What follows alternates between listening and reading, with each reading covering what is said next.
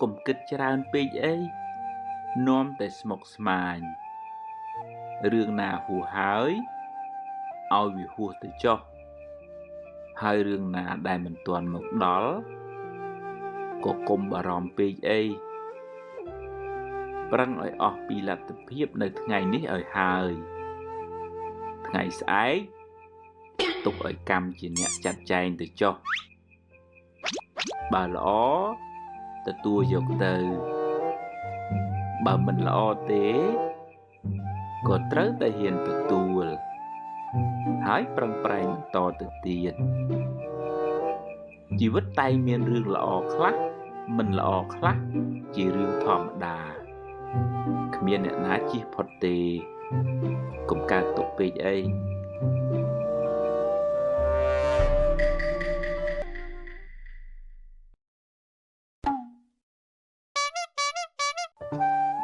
មេរអត់ធន់រឿងណាអត់បានបងអត់ខ្លះទៅបងខ្ញុំតើយបងខ្ញុំចង់ដាក់ CV ធ្វើការវ៉ាវដេកលក់ស្រួលផងអូនណាបាទអា CV បងមើលទៅបង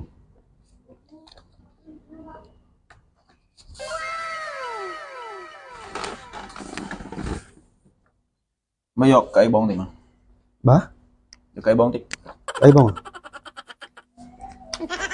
លើបងអុយសិនបាទអុយសិនទៅគួយសិនបងគួយណាបងអុយហ្នឹងអត់ឃើញអីផងបងបោះដេញអង្គុយសិនទៅបោះដេញអង្គុយបងoffice អីទេនេះក៏អង្គុយដី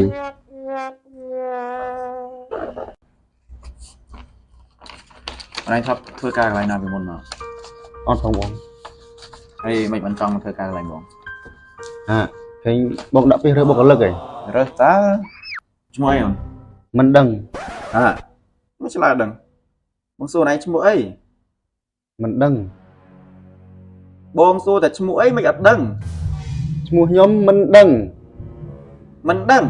បាទឈ្មោះខ្ញុំមិនដឹងតកូលមិនឈ្មោះខ្ញុំដឹងតកូលមិនឈ្មោះដឹងបាទយ៉ាឈ្មោះឯងចម្លែកហេចុះបារាពុកឈ្មោះអី